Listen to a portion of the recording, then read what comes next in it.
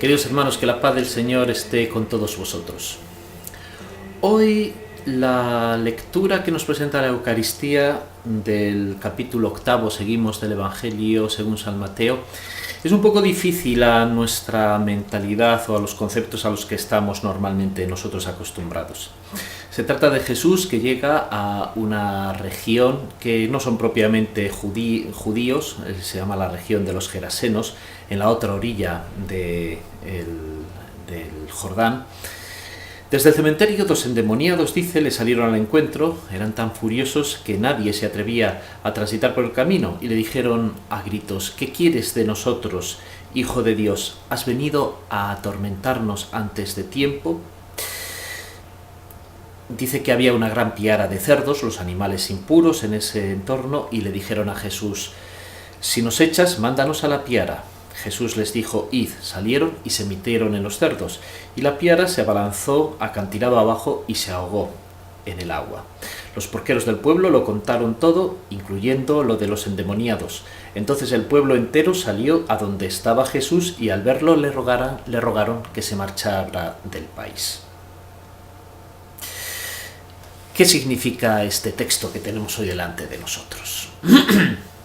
Bien, tenemos que tener en cuenta, por una parte, el conjunto de conceptos que laten detrás de este texto. Por una parte, estamos en lo que significa, en lo que era la apocalíptica judía, el combate que se produciría cuando llegase Dios, el Salvador, cuando llegase el elegido, el combate que se produciría entre las fuerzas del bien y las fuerzas del mal. Ya no simplemente se trataba del combate de Israel contra unos enemigos terrestres, sino que todo esto se insertaba dentro de una especie de combate cósmico entre el bien y el mal, de tal manera que Jesús, que es la presencia de Dios, implica un rechazo y la derrota de las fuerzas del mal.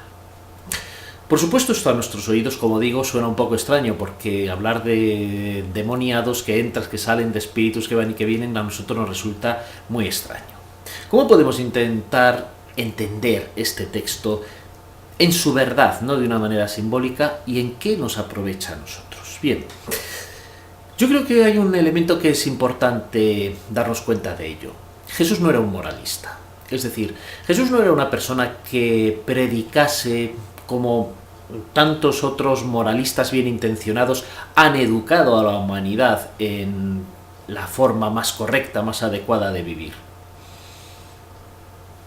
A pesar de que Jesús nos muestra una moral, una forma de vivir. Pero este no es el principal sentido de la misión de Jesús. Por encima de esta misión de moralista, de educador en la humanidad, Jesús es la presencia de Dios, presencia salvadora, que viene a liberarnos de las fuerzas del poder del mal. Porque efectivamente, por muy extraño que resulta en nuestros oídos, existen unas fuerzas malignas que no es que estén fuera de nosotros, anidan fundamentalmente en nuestro corazón. Y desde allí es desde donde nos empujan al mal. El mal no brota en la tierra espontáneamente. Como dice Jesús, el mal surge del corazón humano, de la libertad humana, de la decisión humana de buscar lo que no es correcto.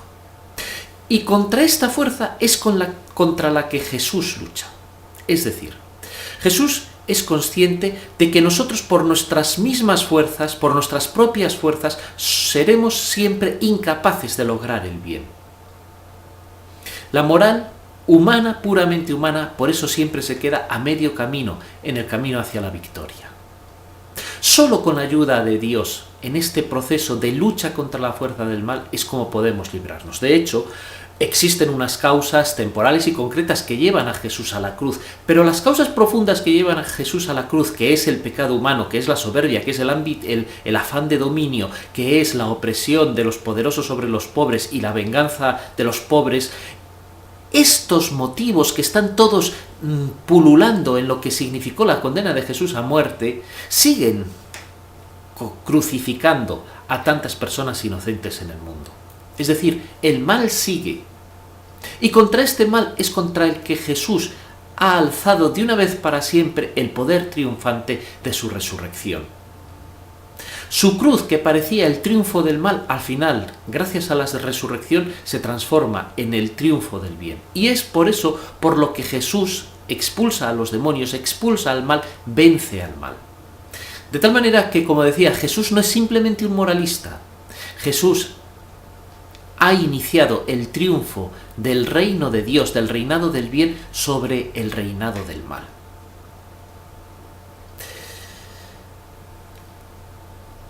En el texto se nos dice que los demonios dicen, no ha llegado la hora, hay una hora. De esta hora hablará el evangelista Juan abundantemente. Es la hora de la cruz.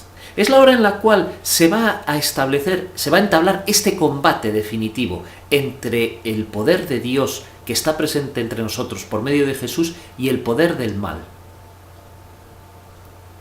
Y esta hora decisiva es la hora de nuestra salvación, porque en ella Dios nos ha salvado.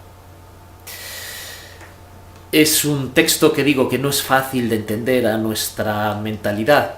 Como conclusión podemos decir, sí, en el Evangelio tenemos una enseñanza moral, cómo debemos vivir, pero sobre todo en el Evangelio se nos narra el triunfo de Dios en Jesucristo sobre el poder del mal. Y de ese triunfo es del que procede nuestra posibilidad de victoria en nuestro propio interior sobre el poder del mal. Que el Señor nos ayude a vivir este día en su alabanza y que su bendición nos acompañe en el nombre del Padre y del Hijo y del Espíritu Santo.